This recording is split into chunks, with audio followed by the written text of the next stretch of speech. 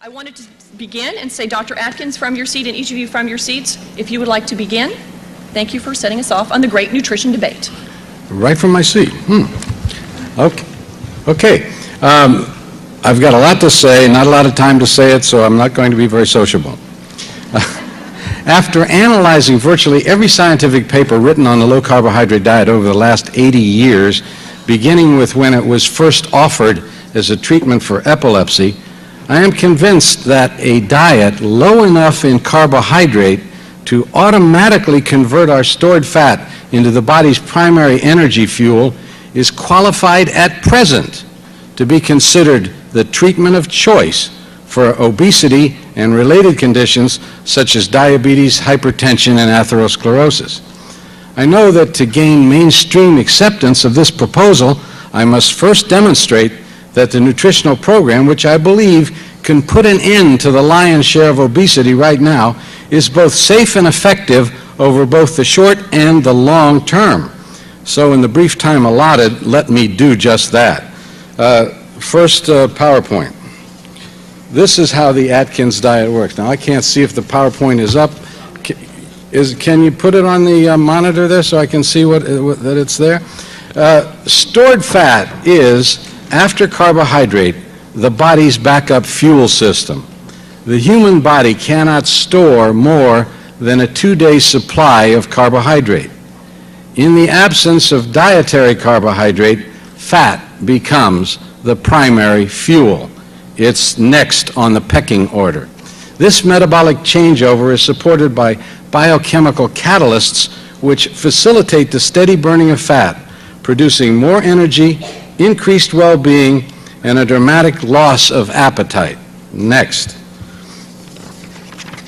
What are ketones? They're simply the energy fuels derived from our fat stores.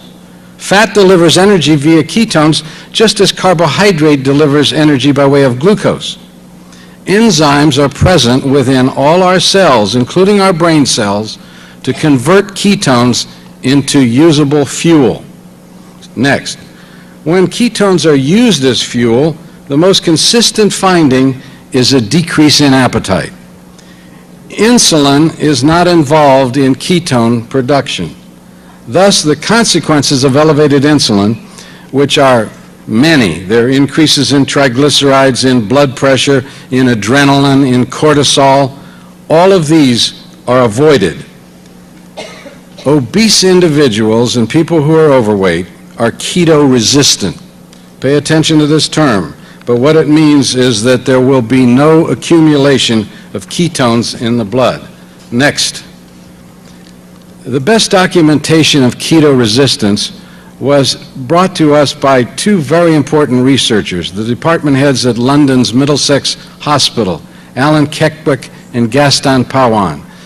In their documentation, they showed that obese subjects given the ketogenic diet that I'll tell you about momentarily produced a flat level of ketones rising from 2 milligrams to an average of 4 milligrams, never more than 6, whereas the non-obese subjects had their ketones escalate rapidly.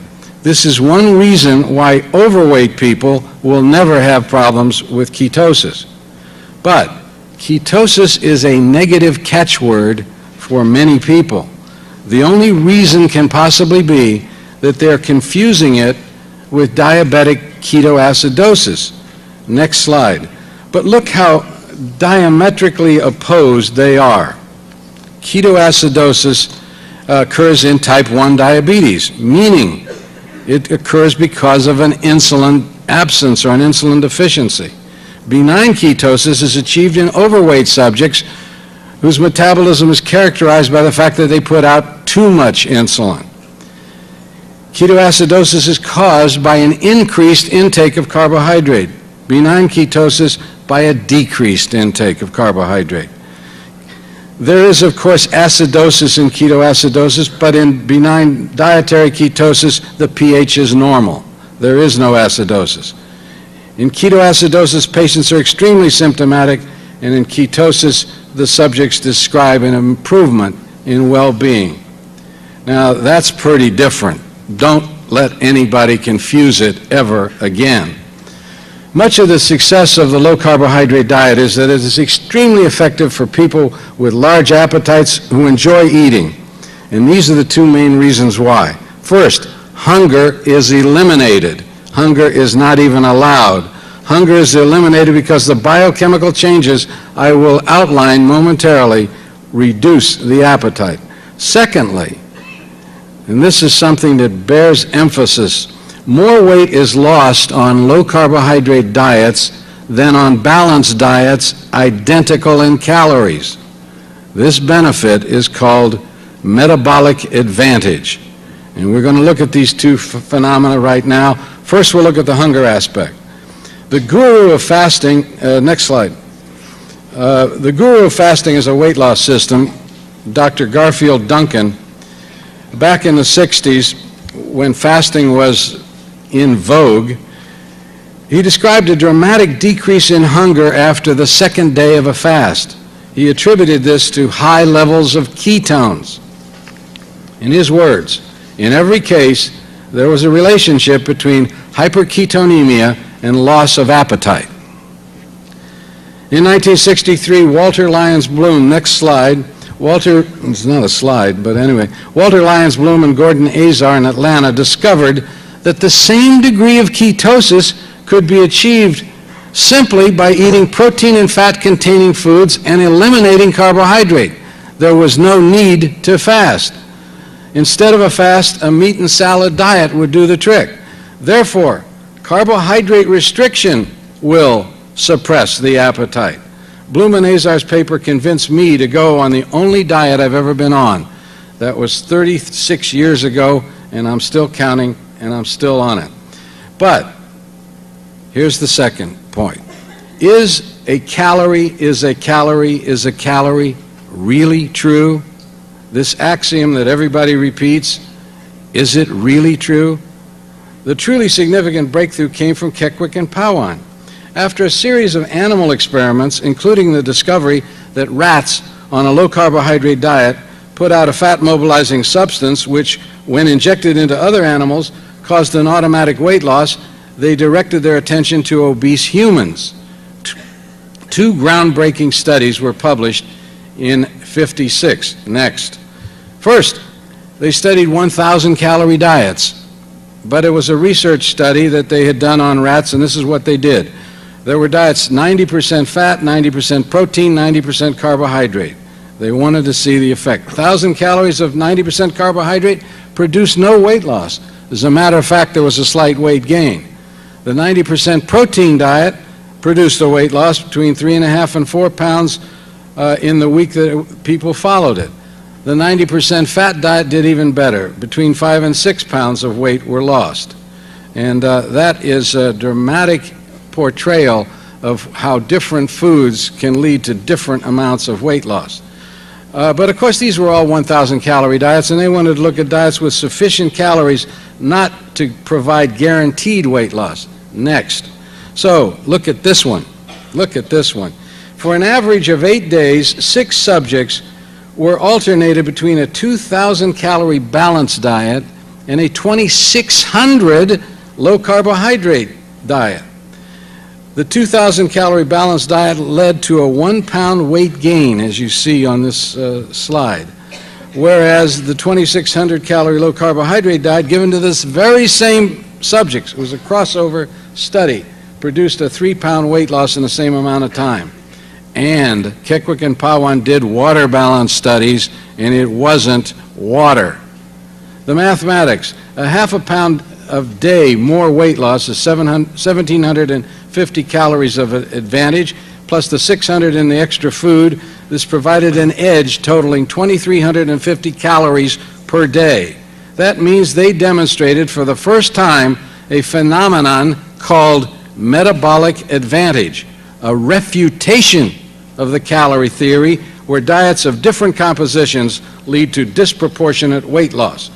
Kekwik and Pawan, despite their important academic position, were met with skepticism. But 9 years later, Dr. Fred Benoit and his colleagues at Oakland Naval Hospital furthered the concept. Their technology allowed them to measure body fat. And this is what they found. Next.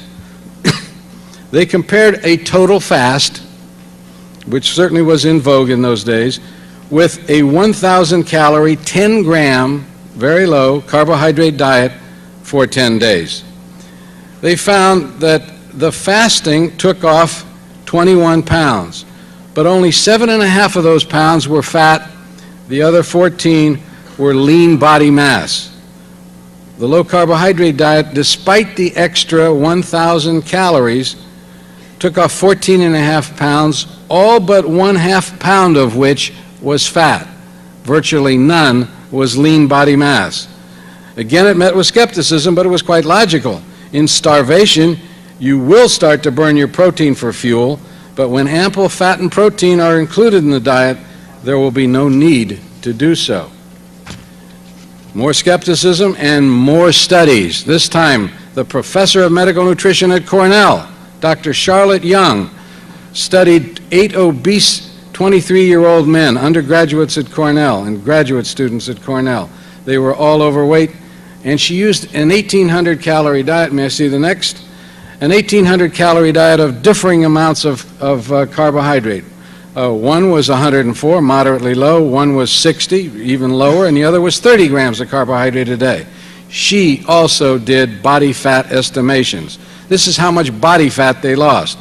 2 pounds a week for the 9 weeks on the 104-gram diet, 2.5 pounds a week on the 60-gram diet, and 3.6 pounds per week on the 30-gram diet. This means that cutting down from 60 to 30 grams, from low to even lower, without cutting calories, led to an extra 10.5 pounds of fat being lost in the 9 weeks of the study. I hope I've proven that the diet is effective.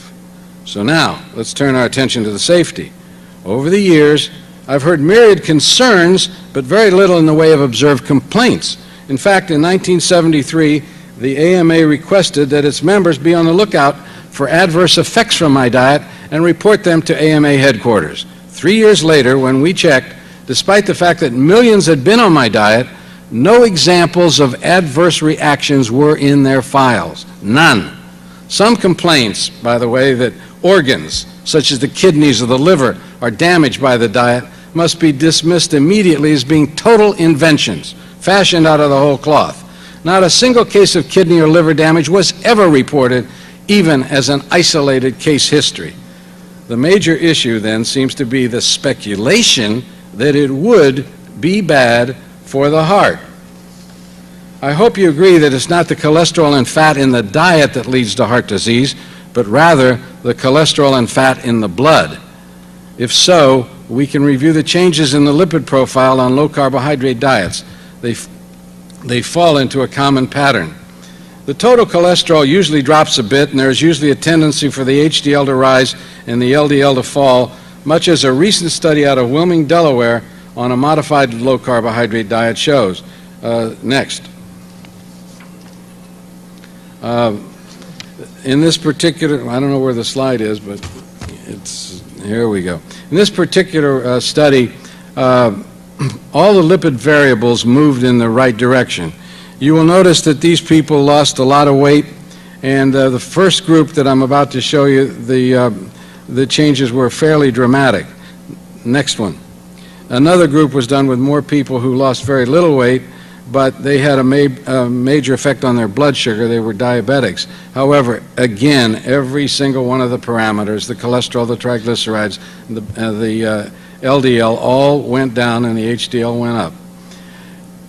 Okay, now most of the other studies throughout the years, and I've reviewed the literature, and it goes back to the 50s and 60s, there are about 10 of them, report a striking improvement in triglycerides particularly. And I want to talk about triglycerides because this is much more important than you might imagine. It's logical, by the way, that it should be beneficial in controlling triglycerides because body fat, biochemically, is triglyceride, and we know that the diet causes a loss of body fat. The first demonstration of this, next, was very dramatic, and it dates back to 1966. It was done at Harvard, P.K. Roussel and his colleagues. That doesn't look like it. Better do one more. Is that it? I can't see it. The subjects had very high triglycerides in RECELL study. Their triglycerides ranged from 500 and up, and a typical fall was from 1,300 down to 300. And then there were many, many other studies which I don't have time to show, but you can be sure that high triglycerides are corrected by a low-carbohydrate diet. The impact of, may I see the next slide? No, we are, all right, we'll leave that one. The impact of high triglycerides cannot be underestimated. Let's look at another Harvard study, this one very recent, published in Circulation, October '97. Gaziano was a senior article. He took 340 patients who survived a myocardial infarction and got out of the hospital. They were compared with age and sex-matched controls. Of all the lipids studied, and they studied every lipid there was, they were most fascinated by the elevation of triglycerides combined with low level of the good cholesterol, the HDL. This is what the study showed. They divided them into quartiles of this ratio, triglyceride to HDL. The lowest quartile, or the most ideal number, so to speak, was given a factor of 1. He was assigned that number. Then 4.1 times more of that group in the second quartile were in the heart attack group, 5.8 times in the third quartile, but in the fourth quartile, the upper 25%, there was 16 times more likelihood of being in the heart attack group if you had high triglycerides combined with low HDL. This is the most powerful risk factor for heart disease ever described. If you look at what cholesterol does, it's maybe 2 to 1. If you look at what homocysteine does, maybe 5 to 1. But 16 to 1, this is what you must be looking for if you want to reverse heart disease. Next PowerPoint. The importance of high triglycerides, then, is that they are perhaps the most important cardio risk factor at all. But they are a known surrogate marker for hyperinsulinism. Now, we haven't talked about hyperinsulinism, but a lot of people have. High triglycerides and low HDL are surrogates for this phenomenon. You do see, by the way, the same incidence of high heart attack rates when you study insulin levels as well. Even more important is that triglycerides are a known responder to carbohydrate restriction. Now, next, we've done a retrospective study on 319 subjects at the Atkins Center. We're going to really skip most of it. We don't have time. I just want to point out that in the group of 85 people who had triglycerides of over 150, the value 1 year later was less than 50% of what it was at the beginning of the study. Just go the next two, skip the next one, and we'll go on to the next. To dismiss the complaint that the Atkins diet skimps on fruits and vegetables, I would like to point out that it is nutritionally naive to lump fruits and vegetables together. There is a wide variance in their phytochemical content. In my latest book, Age Defying, I deal with this issue. Carbohydrates per se are not nutritionally essential, only the phytochemicals that they contain. Future dieters will be instructed to select foods with a high antioxidant to carbohydrate ratio.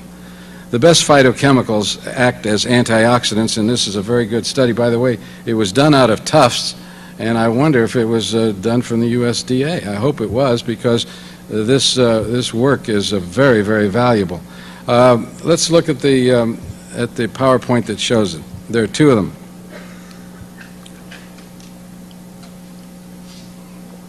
I can't see whether that's on or not, but... That's the retrospective study. Then one more. Yeah, I know it's in color. Okay. These are the foods that have the highest ratio of antioxidants done by the Tufts study per gram of carbohydrate. Look at fruits and vegetables were studied. Go to the next one just briefly and then back to this one. All right, now you see there's a lot of blue in the next one. That's the lower half. Back to the previous one. And you see that the top of the list are foods like garlic, kale, onions, leafy greens, spinach. These are the foods with the highest ratios. The only fruits on the list were berries. If we now turn to the next list, you're going to see the bottom of the list.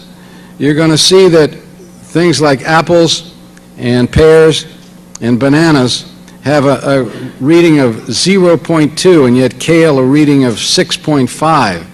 So that if you pick the right green vegetables, you will do 30 times better than if you pick the wrong fruits. One leaf of lettuce has double the antioxidant power as an entire banana. And so let's no longer lump fruits and vegetables together. Let's learn to be selective and pick the vegetables that work. All right, next PowerPoint. And now we have to deal with the accusation that the Atkins diet is low in vitamin and mineral content. Here's an example of a 2,000 calorie version of my strictest diet from the standpoint of carbohydrate. Only has 20 grams. Starts with a 3-egg omelet, avocado and cheese and tomato and 2 strips of bacon and so on. You can read the rest. I hope you can. I can't from here, but maybe you can. All right. I want to show how it measures up to the RDI, which stands for the recommended daily intake of 12 different vitamins. Next, please. You see that black line? That's 100%. These are 12 vitamins. 9 of the vitamins go way over that line. 2 of them are virtually at the line, and only one, panacetic acid, is at the 50% mark. And it's a question of whether we can do better. Now, I personally believe in nutritional supplements for everyone. I believe that people on the food pyramid diet need nutritional supplements a lot more than people on the Atkins diet. And so if I tell people to take nutritional supplements, it's not because my diet is inadequate. It's because they were on an inadequate diet before they started my diet. Okay, now the main question about the long-term studies. No one has one.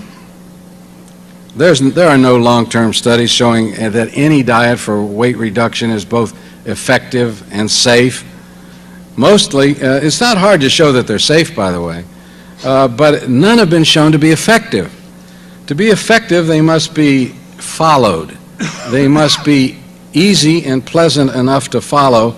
The recidivism rate of most diets falls into the 95% range, which indicates that very few people want to follow them.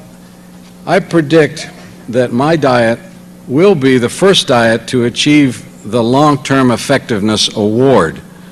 And the reason is, see the next PowerPoint. The reason is that it is easy to follow. It's easy to comply with.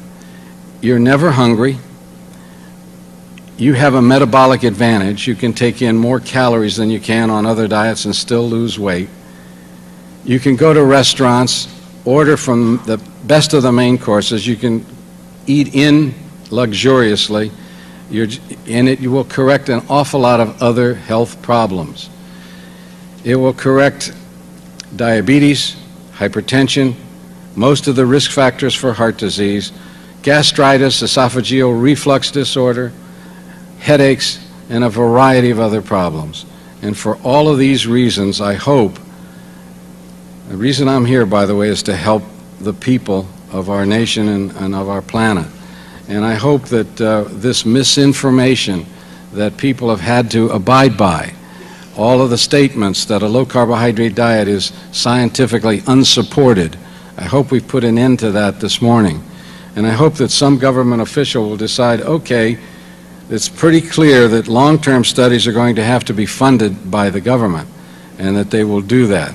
And when they do, they will begin to get some exciting results, much as Dr. Eric Westman has gotten in his short-term studies, and I hope we can hear from him. Thank you.